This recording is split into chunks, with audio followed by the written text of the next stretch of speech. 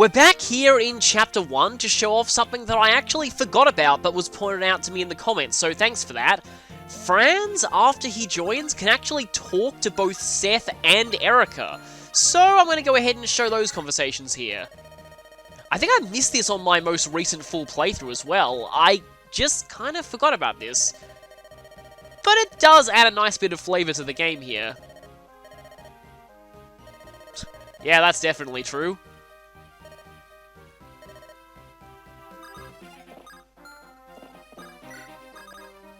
And Erica can initiate the second talk herself.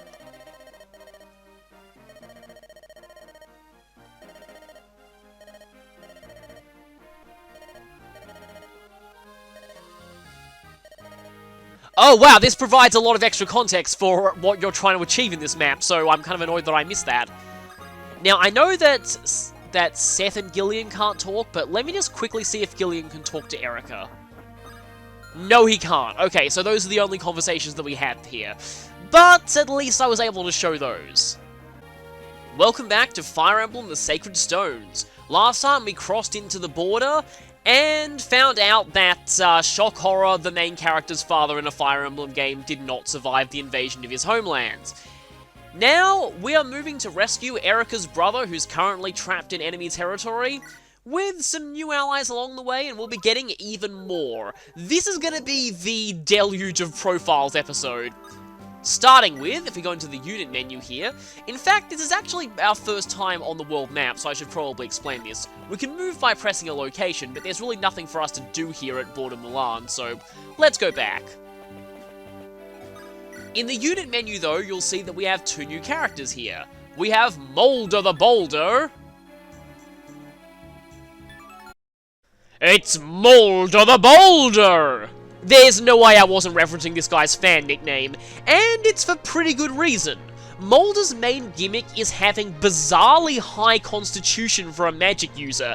In fact, it's the highest con of any mage in all of the Game Boy Advance Fire Emblems.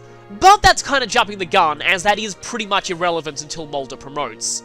Molder is our first healer, and for that he's obviously very, very useful. Not really much else to say about that. He keeps people from dying in a game that has permadeath. He's set apart from other healers by being very bulky for a priest, having a pretty impressive base 20 HP, and 25% defense growth, while that doesn't sound good, is actually pretty good for a priest. He can actually take 1 or 2 hits if you somehow leave him exposed to enemies early on. As Molder levels up, he'll mainly gain a lot of HP, skill, and speed. And on promotion, he'll actually be able to attack. This is where Molder's constitution really comes in handy, because while his overall attack power is pretty average, his main gimmick is making up for that by being able to use powerful, heavy tomes without a speed penalty. And with his pretty high speed, he'll be able to double attack with them more often than not. So if you are using Molder later on, you'll want to take advantage of this by giving him stronger, heavier tomes. Molder took quite a few nerfs to his growths in the English version, especially losing 10% to his HP growth. It's still very high for a magic user though, and losing 5% to speed. And even then, his speed and con is still enough to do what he needs to do. Molder's promotion options are Bishop or Sage. I get the feeling Molder would make a pretty great War Monk if that existed in this game, but it doesn't. But anyway, magic classes have probably had the most tweaks in Sacred Stones overall. And I'm actually going to start by talking about Sage here. Sages can use light magic now, in addition to anima. Now, in general, light magic isn't that amazing in this game. It doesn't have a particularly good power to weight ratio, but because Molder has high constitution, that isn't as much of an issue for him. Anima tomes are usually better, I find, overall, but Molder can mitigate some of the issues of light tomes. Both of Molder's class options give the same constitution, and Sage's only real advantages are having extra HP and resistance, which isn't that amazing because Molder's resistance is fairly bad for a mage anyway, but the ability to use anima is pretty decent, since, like I said, it's usually a better type of weapon than light. Bishop, on the other hand, sacrifices versatility because it only has access to light magic in terms of attacking. But the real draw of Bishop is that skill, Slayer. This is probably one of the best class skills in this game, though why it is will not be apparent now. Slayer gives all of your attacks effectiveness bonuses against monsters, unless they had that already. The effectiveness bonus in this game is triple your weapon's might, which gets pretty ridiculous, especially given how little resistance most enemies have in this game. Combine that with the fact that Molder can use most high weight tomes without much of a speed penalty, and this gets really insane. While I do like the ability to use Anima on Sage, Slayer is so amazing that anyone who has the option to go Bishop in this game probably should just for that alone. Seriously, I never considered Bishops all that great of a class back in FE7 or 6, but the addition of Slayer instantly elevated them to one of the best classes in the game to me. One thing that I'll add on the end here that applies to both of these classes, and in fact applies to any staff user in this game. You can only have one S rank in the GBA Fire Emblem games. So if you want anyone who starts out as a healer to use any of the legendary tomes, you have to make sure they don't get an S rank in staves. And Vanessa, the Pegasus Knight. Vanessa is our first Pegasus Knight, and with that brings high movement and being able to fly over terrain, as well as a very high aid score to rescue people. For all these reasons, Vanessa is going to be extremely important early on. In fact, there are a lot of early maps that have kind of secondary objectives that are pretty much impossible to achieve without her, so don't let her die. Her stat build is very typical of an early game Pegasus Knight, specializing in skill, speed, and luck, while having fairly low strength and durability. Although, despite a decent luck growth, her luck base is actually kind of low, so it doesn't average as high as you'd probably think. Still, she's really all about the speed, making up for her low attack power by being able to double attack pretty much everything. One weakness though she does have, very low constitution at 5. This means that almost every type of lance will weigh her down, except for slim ones. And it's especially a problem because 1 to 2 range lances are all very heavy in this game. Javelins will gimp Vanessa's speed pretty horribly, especially early on. You really don't want to let Vanessa get attacked close up while she has a javelin equipped, because her main advantage is her good speed, and the high weight of javelins pretty much kills that. Later on though, her speed will be so high that she doesn't even care about being weighed down, she'll just double everything regardless. Vanessa got very slightly nerfed in the English version. She lost 1 point to her base speed. To me, this really doesn't make much of a difference. Pegasus Knights can promote to either Falcon Knight or Wyvern Knight, which is a new class introduced in Sacred Stones.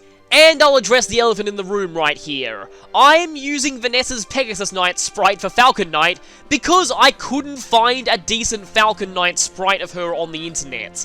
That should tell you something about how few people promote her to that class. Sure, Falcon Knight is amazing in most Fire Emblem games where it's your only promotion option, but here it isn't. The only real advantages Falcon Knight offers over Wyvern Knight is the ability to use swords, but starting at an E rank, that's not that amazing, and swords have no decent ranged options. It's really not all that great, and very slightly more HP and defense, which are stats that Vanessa doesn't really care about anyway.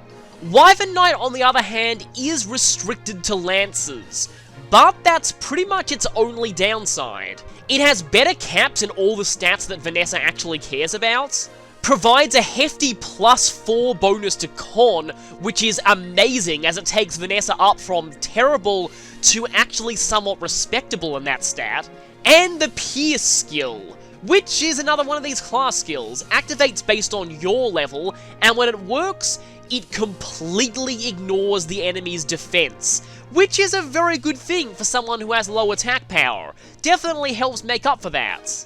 Unfortunately, there's a pretty infamous glitch associated with the Pierce skill. For some reason, this glitch is only in the English version too, so I don't know what the localization department broke here. But long story short, Activating the Pierce skill in certain situations can crash the game. The best way to avoid it is to turn off battle animations for Vanessa once she promotes to Wyvern Knight.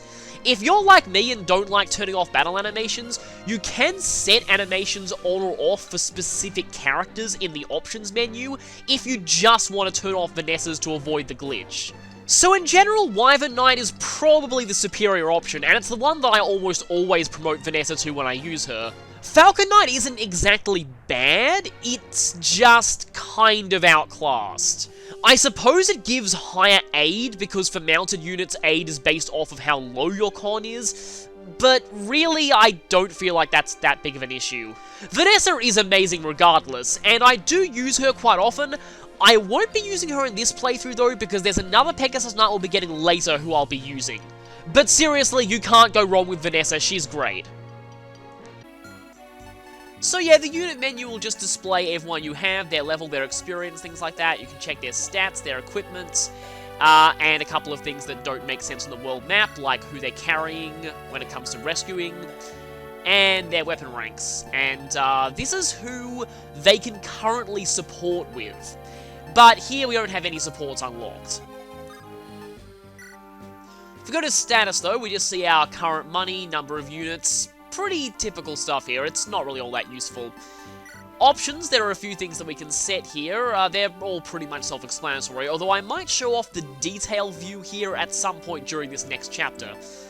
A couple of things like auto cursor, as it says here, automatically puts it to the main character. Auto end turns makes it so that turns end automatically when you've moved all your characters. You can make the game eerily silent. You can make the menus eerily silent. And you can change the window color. I'm going to have this at orange. I normally keep it at blue, but I'm going to put it on orange because it matches my stat sheets better. Anyway, though, if we go into manage items, I want to go ahead and trade France's second vulnerary over to Gilliam, the one person here who doesn't have a vulnerary. And that's pretty much all I'm going to do for items at this point.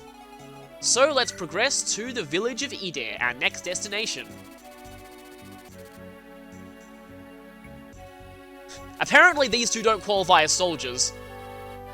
They're actually more than enough to help us out. Especially Vanessa.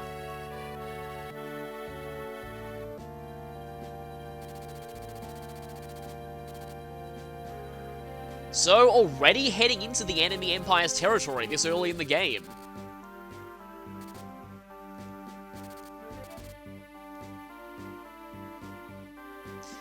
And with that, we begin Chapter 2. I'm sure Asbel from Tales of Graces would love this title.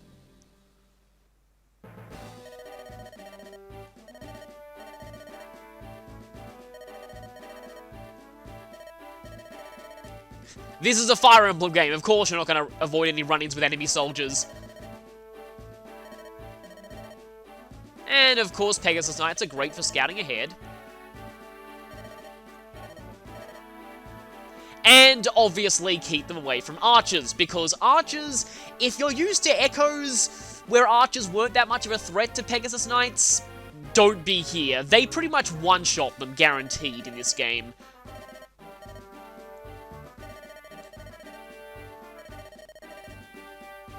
And, well, Mulder kind of is too. Oh, look what we have here! Generic bandits, finally! 1 village, 2 villages, 3 villages,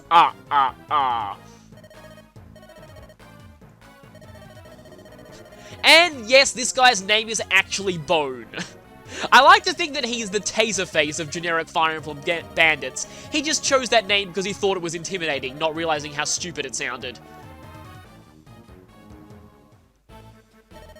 But we have these two whose village is about to get attacked by bandits.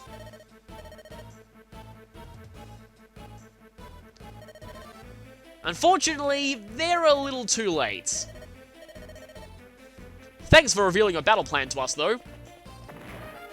And of course, there's no way to protect that village since it's destroyed in a cutscene. Just your tutorial that certain enemy types can destroy villages, namely brigands and thieves.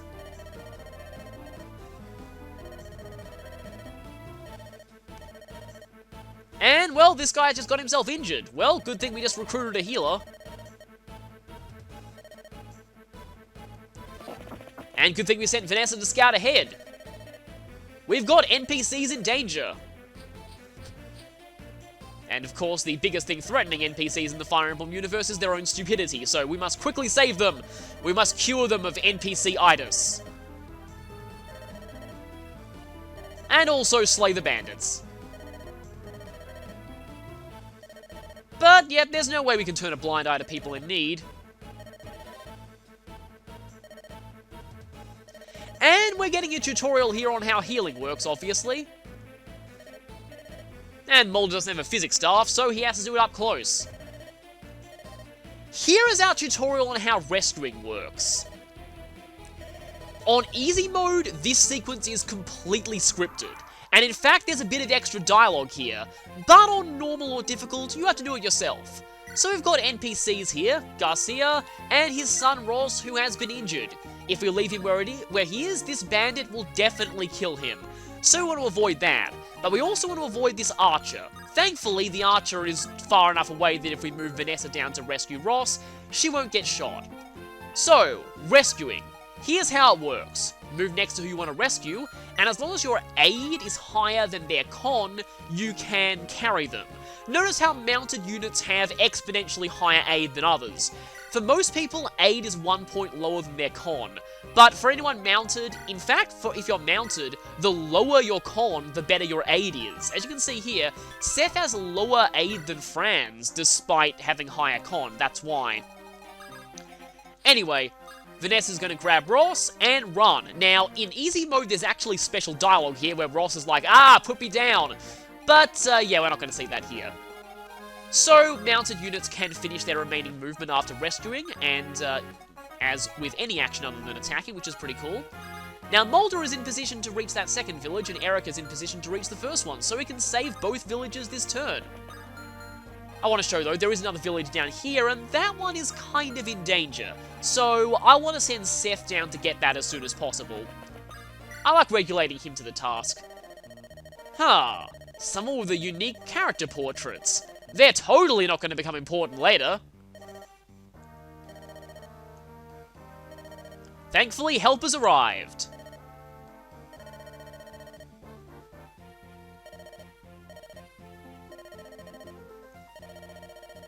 Oh yeah, great fake name. Great fake name. Just change 1 or 2 letters of your name. That'll fool people.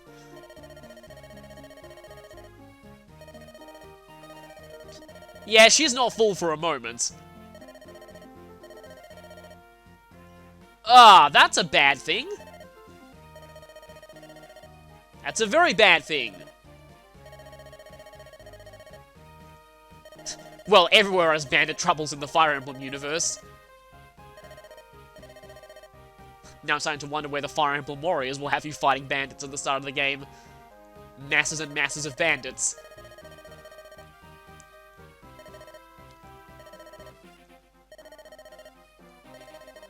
Yeah, let's accept a suggestion by the enemy.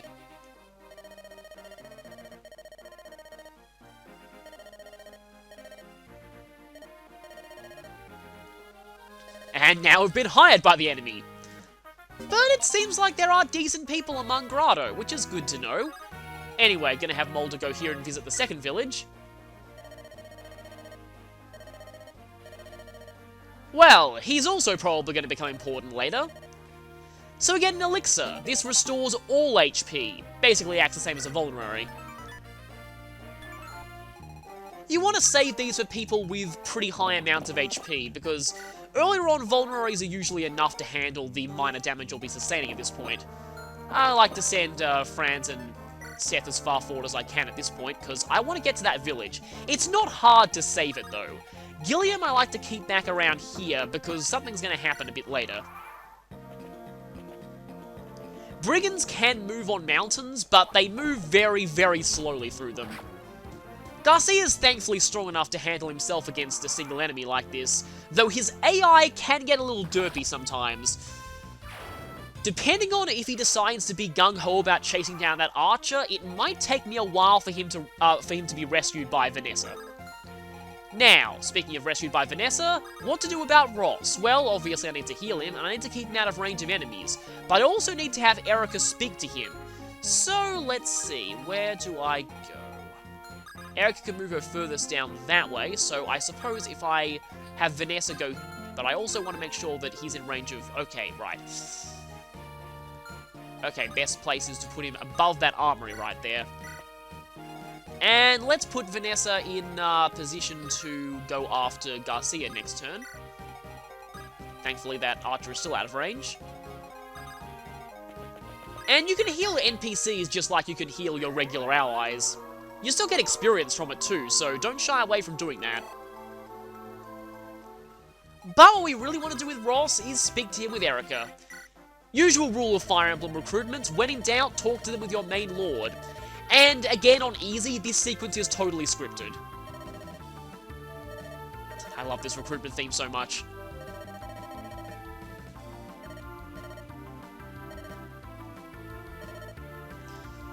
He insists that he'll be able to fight too.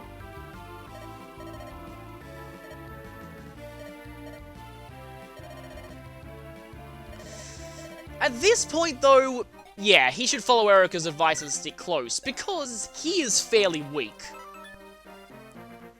But we have a new recruit, and you know what that means.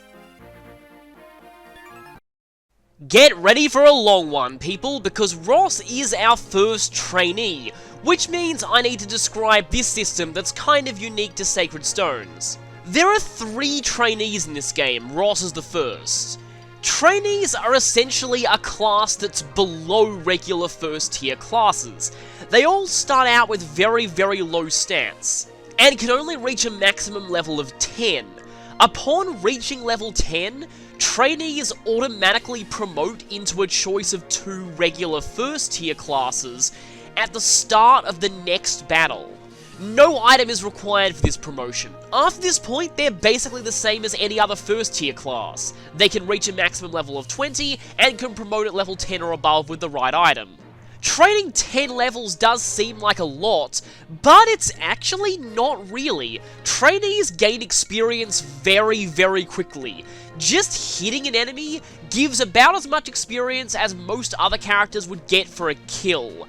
And actually killing something will usually give a guaranteed level up. At this point in the game, it's really not that hard to level up Ross, especially given the axe that he starts out with, the hatchet. This is a 1 to 2 range axe that's very light and very accurate. This is effectively Ross's training wheels. It's almost guaranteed to hit most enemies, and a single hit is all you need to get about 30 experience. It doesn't weigh Ross down, and it can be used to attack most enemies without fear of counterattacks. Heck, the hatchet is actually not a bad weapon in general. You'll probably see Ross using it even after he promotes to actually kill things. Now on to Ross's actual stat build. Now, one thing that I want to quickly point out regarding the trainees, because they go through effectively 2 promotions, me not including promotion bonuses in the average stats on these sheets is going to make them a lot lower than they should be for the trainees, but that'll be corrected on the class screen. Ross mainly specializes in HP, strength, and luck. His skill growth isn't bad, but he has a pretty low base in that area, so it might take a while for that to catch up. Thankfully, he has the hatchet to fix his accuracy issues. Ross becomes a complete powerhouse in the strength department once he's trained, though his main weakness is his relatively shaky speed growth. His speed is better than a certain other fighter we'll be getting in this chapter, but it's still very unreliable. You want Ross to gain a few points in speed over his 10 trainee levels. Depending on how good his speed gets, Ross can become a total monster, but if he gets screwed in that department, he'll just be hitting things hard without really doubling very much.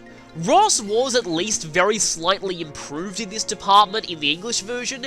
He gained 5 to his speed growth. That might not sound like much, but increasing it from 25% to 30% is actually pretty significant. It makes it just that much more likely that he'll gain those few crucial points of speed he needs. And oh boy, it's class time. Yeah, I struggled to fit all of these on one page. Trainees get a choice of 2 regular first tier classes on promotion. In Ross's case, those are Fighter and Pirates. Now, Fighter and Pirate have an overlapping promotion option Warrior, so Ross has 3 final class options: Hero, Warrior, and Berserker. Yes, I know technically there's a 4th secret option, but I'll be discussing that in bonus material. You're not missing out on much by me not discussing it here, because it's actually not that good. The choices for the first class are pretty similar in some ways. Fighter has slightly higher skill, constitution, and resistance, whereas Pirate has higher speed. And that's really the main deal breaker here. Speed is a stat that Ross really needs, and that +1 on promotion from Pirate really goes a long way. Additionally, you don't recruit any pirates in this game. Ross is the only way you're gonna have a pirate. And pirates gain the ability to walk on water, an ability that helps out a lot in several maps. So the vast majority of people like to promote Ross to Pirate, and I generally agree. One thing to note about Pirate though, is that it requires a different promotion item than Fighter does. Fighter requires a hero's crest, Pirate requires an ocean seal, and that's a much rarer item. There are quite a few heroes' crests in the game. There's only really one guaranteed ocean seal outside of secret shops, and from secret shops they're very expensive. You do get the one free ocean seal relatively early into the game though. The only real reason you want to go Fighter is if you want to go Hero later, because Hero is still a decent promotion option for Ross. Mainly for the same reasons Pirate is, giving a few extra points of speed. Hero does come with a much lower strength cap than Ross's other promotions though, and seeing as Ross is pretty likely to max out strength, that is a pretty big deal. Although gaining access to swords and at a C rank right off the bat too, which is pretty decent, along with a bit of extra speed, means Hero isn't actually a bad option. Now, Warrior is where I need to address something.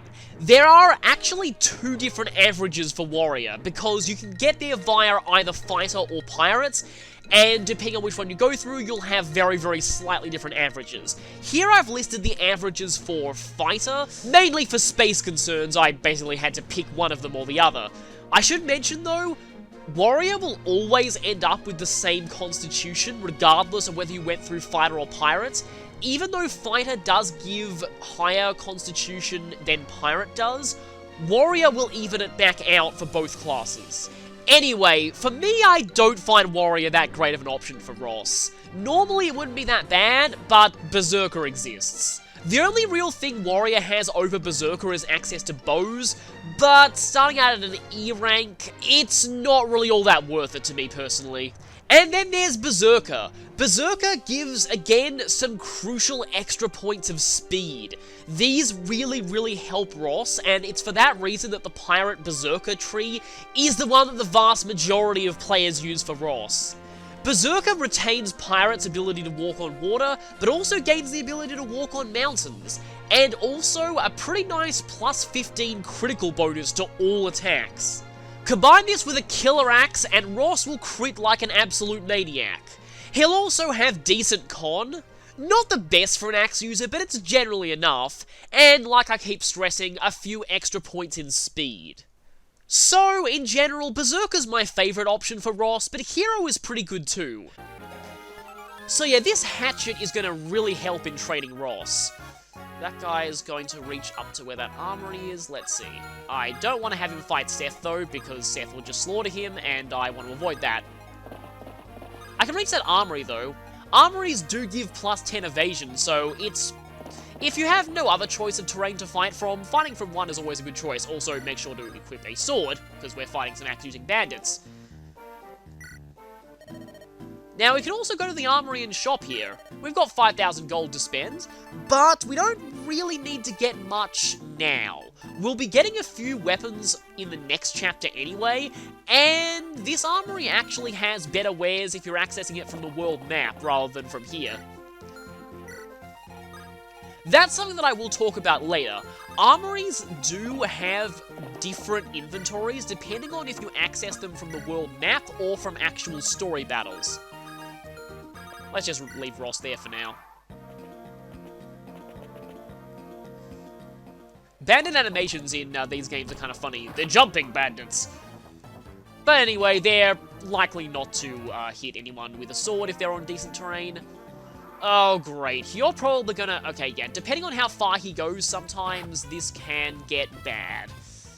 Because the archer likes to run back into the woods, and reinforcements have arrived. Thankfully, this village is totally impassable from that side, so they're pretty much never going to reach it. But peaks do give enormous amounts of evasion, so letting an enemy fight you while they're on a peak is probably a bad idea. I like to wait for these bandits to get out of the mountains before I attack them. Although Erica might not do badly against them. There's also the boss, who is slowly moving.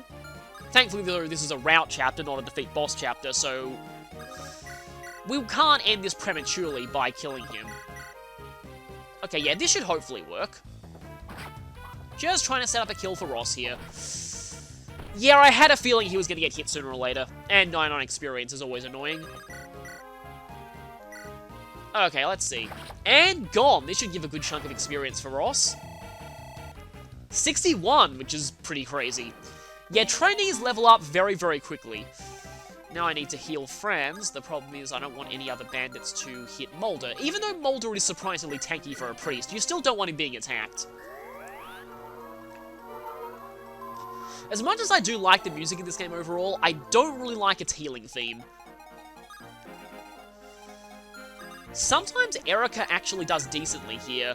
Now, normally I like to buy her an iron sword from the armory, but for now, though, I think I can afford to hold off. Hopefully I don't end up getting unlucky there. Let's see. Should I send Seth down there? I really don't want that guy to kamikaze into Seth.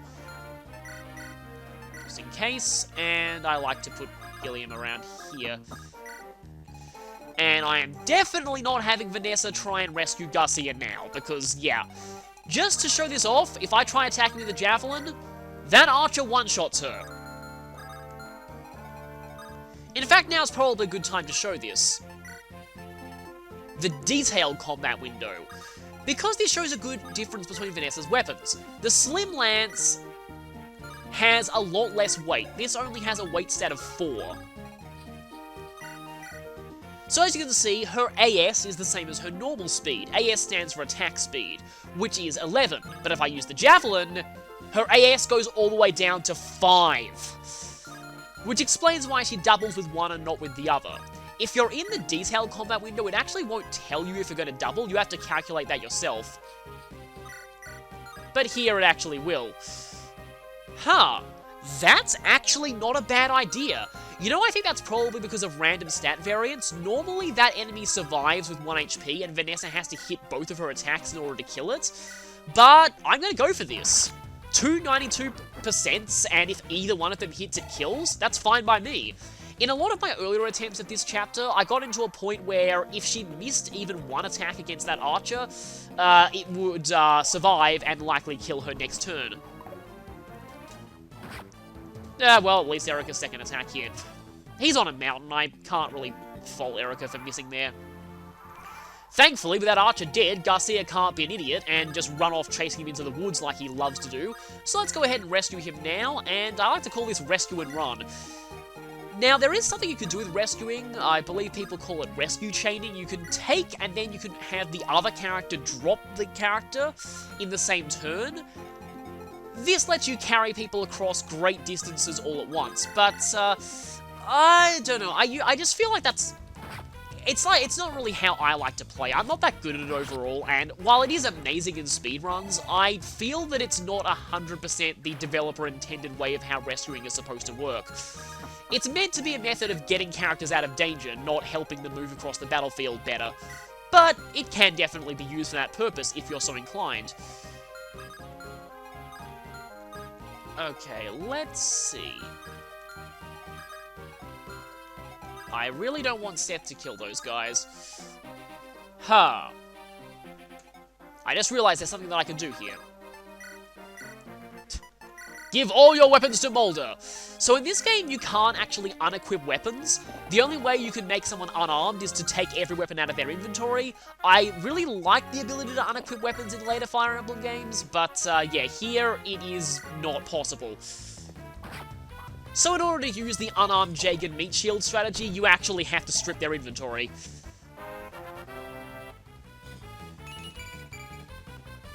Speed. I would have appreciated strength or defense there, but oh well. Okay, that guy can actually go there, onto that mountain, which is a bad idea, because that means he can attack Ross. You have 5 speed. You don't double Ross, thankfully. There are some enemies that do double Ross in this chapter, depending on how unlucky you get with their random growth rates. I suppose I can do this. I don't think Ross is in any real danger of dying here. And yeah, any chip damage Ross does gives him enormous amounts of experience. So I'm going to send Seth down here just to reach that village next turn, hopefully. And I think I was a bit dumb with Gilliam's positioning. Why do you not have a weapon? And the very, very slightly different palette that guy has. And, of course, Mulder's getting attacked, which he can take 1 hit. So that's probably not terrible. Why did you go for Erica? Yeah, enemies do tend to sometimes go for... yeah. Tend to go for the maximum damage, irrespective of hit rates. Logically speaking, that guy should have gone for Gilliam, because he would have had a better hit rate and done actually probably more damage, and would have had less risk of dying, but that's just how enemy AI works sometimes. Anyway, let's grab this village and kind of put it out of my mind, the fact that I just let Mulder get attacked there. And for that, we've saved all the villages and get a pure water, which is not very useful here since none of the enemies are magical. Pure water increases your resistance by, I think it's like 7 points, but it goes down by 1 every turn. Okay, let's see. Can Gilliam do something? He'll actually one-shot the guy, which is not what I want. And Erica will do too much, but okay, I'm just going to have Ross hit this guy once, which will level him up, and then have Erica finish, and then set up Franz on the fort to lure in the other 2 enemies. Usually the archer is still alive by this point, or Garcia's run into the woods and killed him, and then Garcia never gets rescued. Oh, speaking of Garcia, I should probably drop him off soon. Just realized that. It's not completely imperative that you talk to him in this chapter, because he joins at the end of it regardless, provided that he's still alive. But I like to get all the conversations I can in every chapter. Okay, good, you can't hit Seth, so I'm just going to... I don't think any of you can...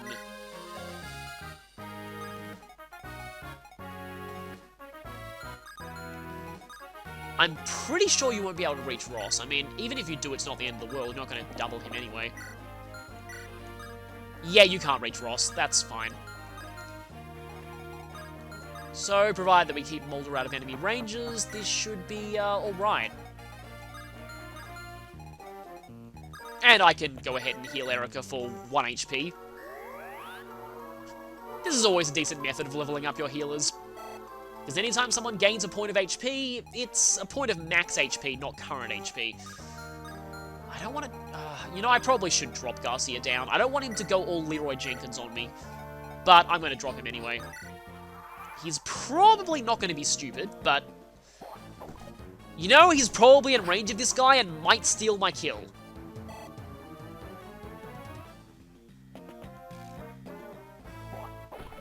And Franz is obviously totally safe here, for the most part. Let's see if Garcia's an idiot or not. Well, he attacked from long range, which is and he wouldn't have stolen my kill anyway, so that's fine. So, as you'd expect, you recruit Garcia by talking to him with Ross. Or you can complete the chapter with him still alive. On easy, rescuing Garcia is also scripted, I believe.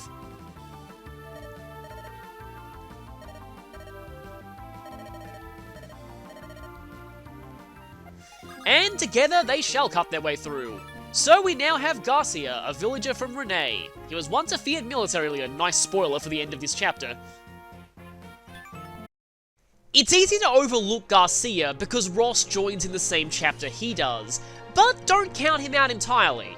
Garcia has a stronger start than Ross, and while Ross will eventually surpass him, Garcia excels in a few areas Ross doesn't, mainly strength, HP, and skill. While Garcia's base speed is actually quite good, and looks very good next to Ross's base speed, his growth in speed is very, very low, so don't expect him to be doubling much of anything later in the game. Garcia is kind of a rare example of a pure Mighty Glacier type character in Fire Emblem. He's all about smacking things in the face really, really, really hard. But he's extremely slow. For him, it's all about getting one big hit in.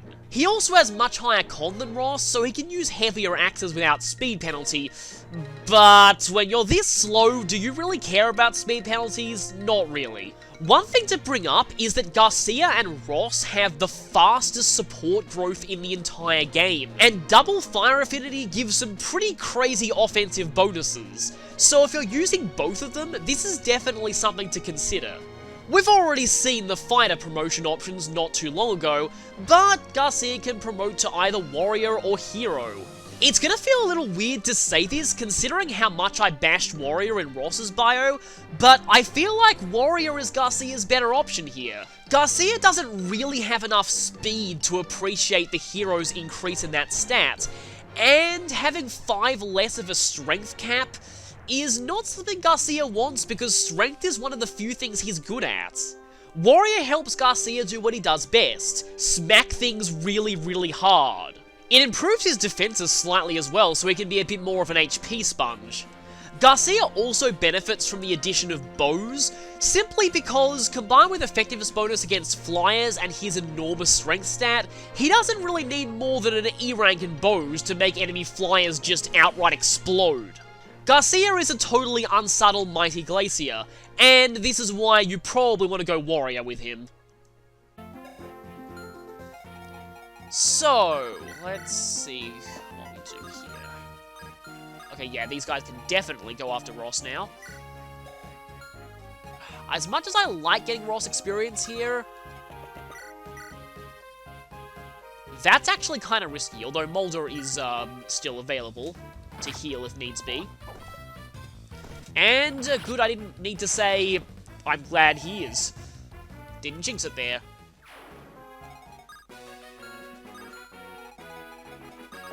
You know, I miss Victory as near themes in Fire Emblem games. He's probably going to go for Erica and die. Like I was saying before I kind of interrupted myself, I like getting Ross the boss kill here if I can, but it's not the end of the world. The next chapter provides a pretty good opportunity for training Ross. Let's see.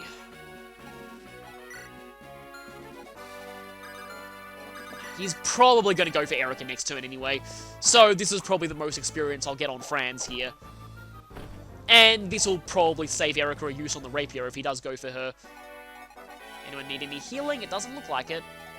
So, let's just end, and yeah, as I expected. They do prioritize raw damage over hit rates. And there goes the most, well, one of the most stupidly named bandits ever. With a very generic death quote. Still not one of the most stupidly named bosses ever. That would probably go to Romit from Radiant Dawn. Wow! What is this strength growth on this Erica? Seriously! Holy crap, this Erica is doing steroids or something. It's like RNG abused Florina back in FE7 speedruns. So this conversation happens exactly the same way whether you talk to Garcia in the chapter or not. And Garcia's description kind of spoiled this.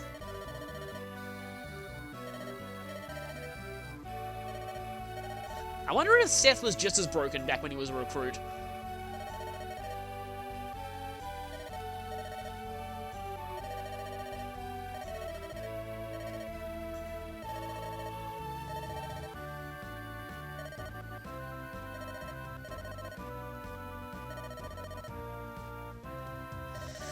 I can't really understand why he gave up after that.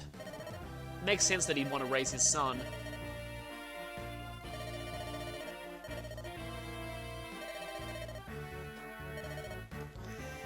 But if he's done fighting except to protect his son, there's a problem here. Ross is coming with us whether we like it or not. And you know what that means.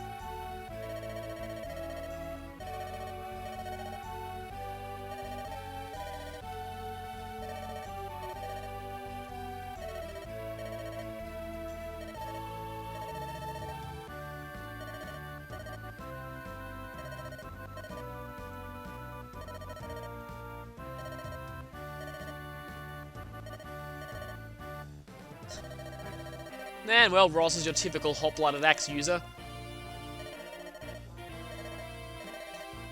And, of course, he's not just a one-time character. Garcia is going to be joining us.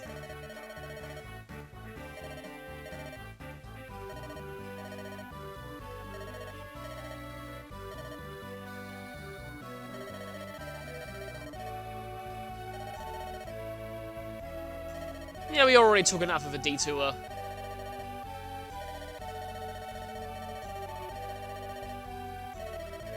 The bracelet was brought up earlier, wasn't it? It's totally not going to be plot relevant later.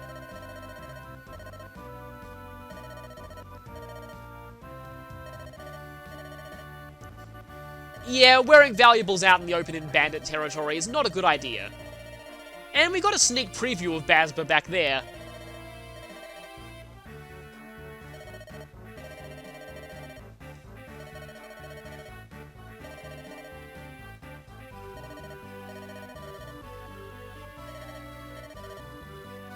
Well, that's what we're here for. We need to get to him quickly.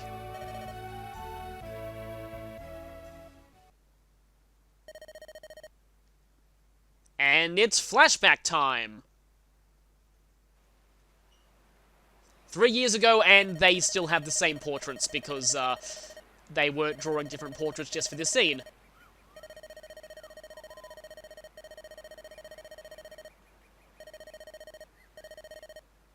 Her strength growth so far has said otherwise.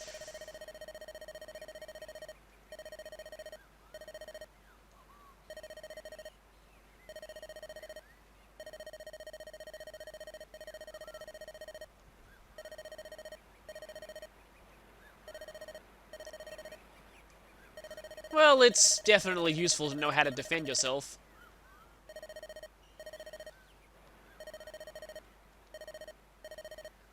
Nice throwing his words back in his face there.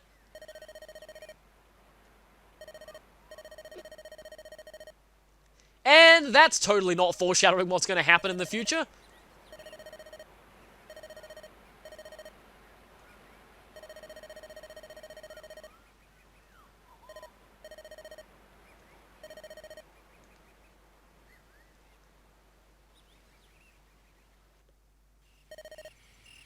Unfortunately, while Erica was lost in thoughts, she completely forgot that village's advice.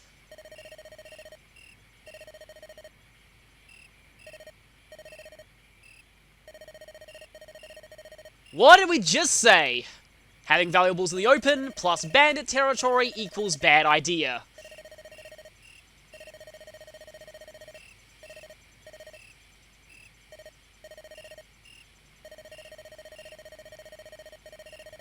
Yeah, it turns out that bracelet is very, very important. So, that's where we'll be heading next time. So, see you then.